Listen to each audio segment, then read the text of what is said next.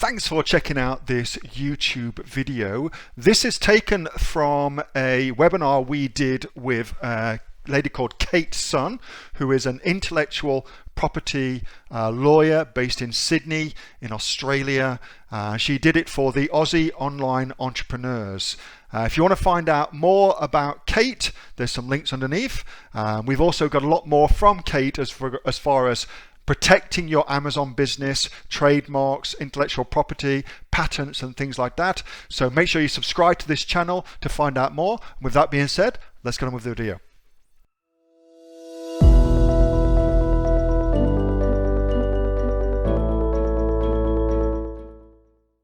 Now on to most Amazon sellers' favorite topic, trademarks and branding.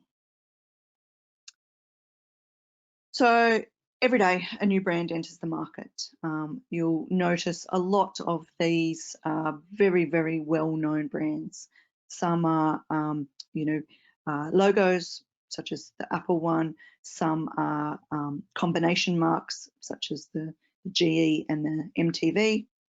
And then others are word marks.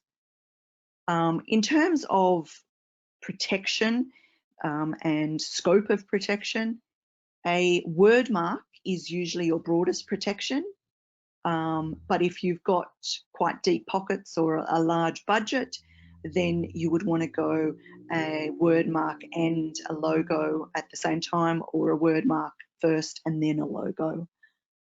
Because if your logo encompasses your word, you are going to get some protection, like a limited form of protection anyway for the word.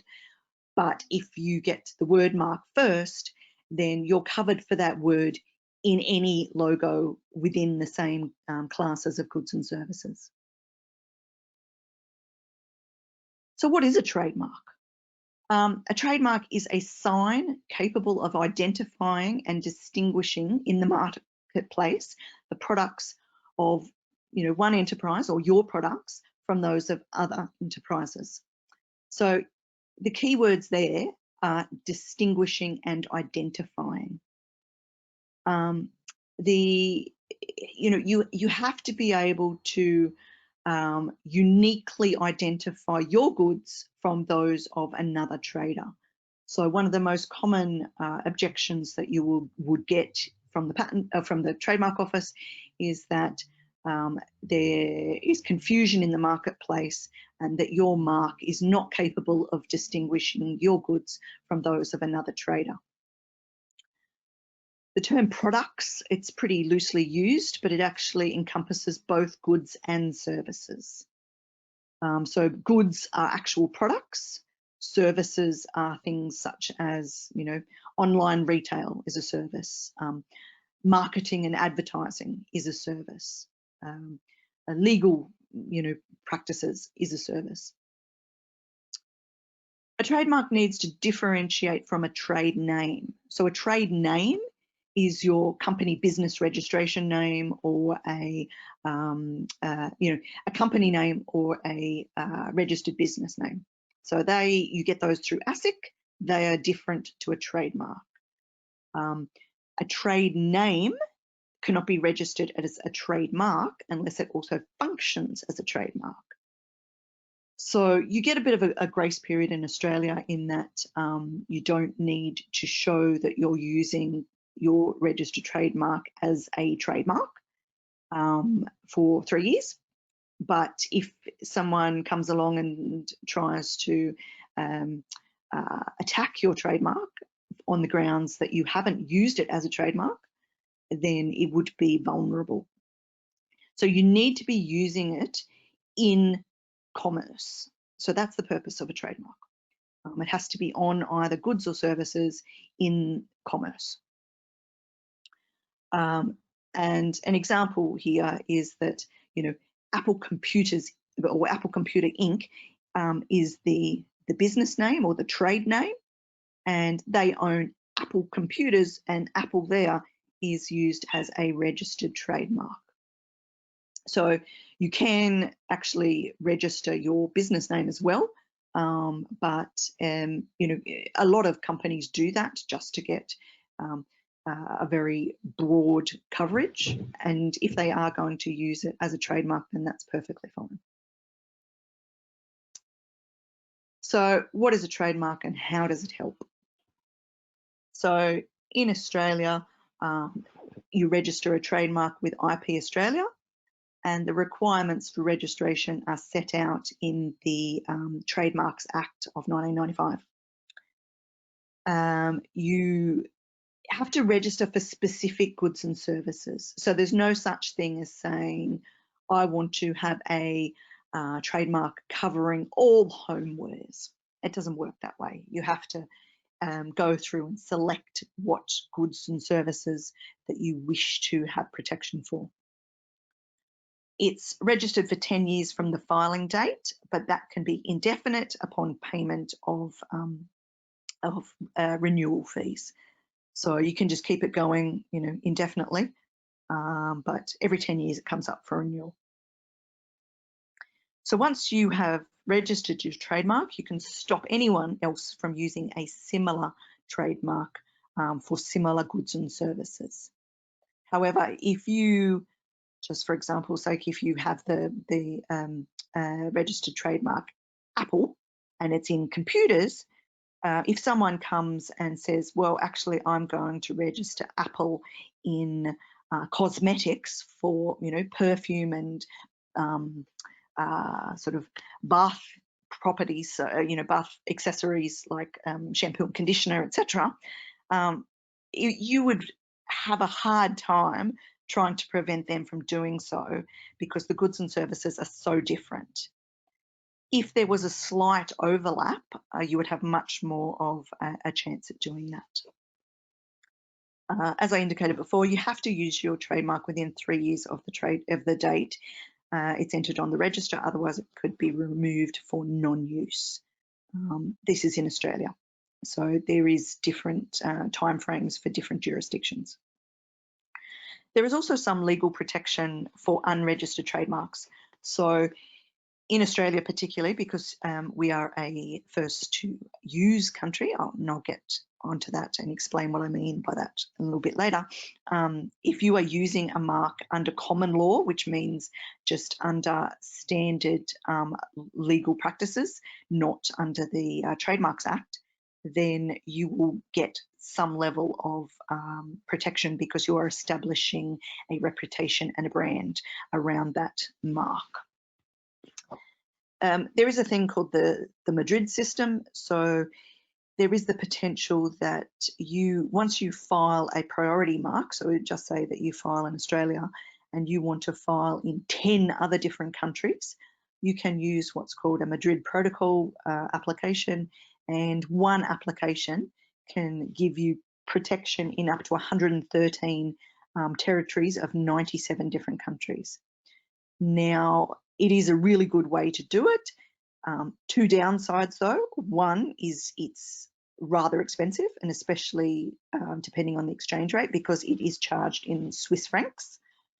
And the other downside is that it is always inherently linked to the priority application.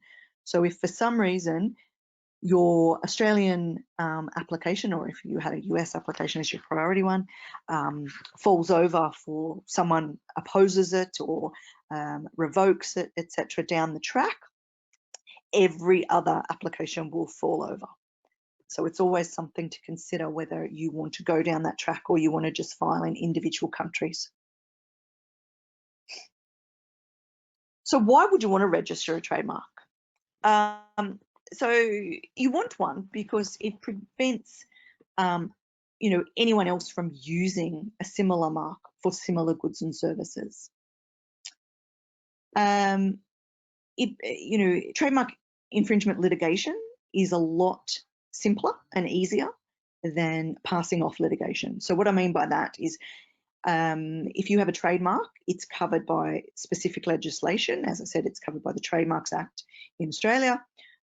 Passing off is a different set of legislation, and it's covered by torts, and it's harder to prove the threshold for infringement, and it's a lot costlier. And it's also different courts that you're looking at for these types of things. To register a trademark, it must be capable of being represented graphically. So, it has to be a word, it has to be something that can be put in print. So that, I'll get to that in just a sec, but you can actually get sounds and smells and things like that, but you still have to be able to describe it graphically. The main reason that you really want one for Amazon is that basically since this year, it's becoming harder and harder to actually list your products without having a brand. And it's, brand registry affords you so much, so many additional benefits around either A+ content, protection of your listings, these things. And Amazon is just really, they're not listening to their sellers if you don't have a trademark that's, something that's there protected, showing that you're actually a serious seller. And it really is, worth it in terms of preventing other sellers just being copycats and going, okay, well, you look like you're doing well, I'm going to copy your exact name or logo and duplicate your listing across the various platforms. As I said before, there's no such thing as a simple class covering household or outdoors to correlate with Amazon categories. There may be some crossover, but more often than not, you would end up covering several different classes of goods and services. Goods and services they're divided into 45 classes. You've got 34 goods and you've got 11 classes of service classes. So there's one possible loophole, and that is if you're planning on having your own online store, so such as a Shopify store or an Amazon store where you're going to sell lots of different products that are covered in various goods and services, then you can put them all in class 35, which is, as I said, it's a service class, and you put it under the online retail services, and you can avoid the extra fees. So in the US though, the USPTO is sort of cottoning on to lots of people are filing class 35 to try and get a trademark rather quickly. And so you may need additional evidence of use when you're filing your statement of use in the US. And I'll show you a few examples in just a sec. Okay, so traditional trademarks, as I said, are your words, logos, phrases, stylized text, anything like this. Your non-traditional are your colours, so the Cadbury purple, that got up in several jurisdictions, but it fell over in others. Three-dimensional signs, sounds and smells. So sounds, the Metro-Goldwyn-Mayer, at the beginning of movies, the lions roar, that particular sound is trademarked, and it matches a particular written sort of, how do I describe it? It's a composition of sorts, but it's a particular score. The Play-Doh smell. Now that has a really distinct smell, and that's actually protected, as strange as that may seem. Shape. So the shape of Toblerone, that is protected. The Gillian seashells, they are protected. The other weird smell, so the only smell mark that is registered in Australia at this point in time is the smell of a golf tee that smells like freshly cut grass. So for all those, golf fans out there. And gestures, the Intel, the ting sort of thing, that is protected as well.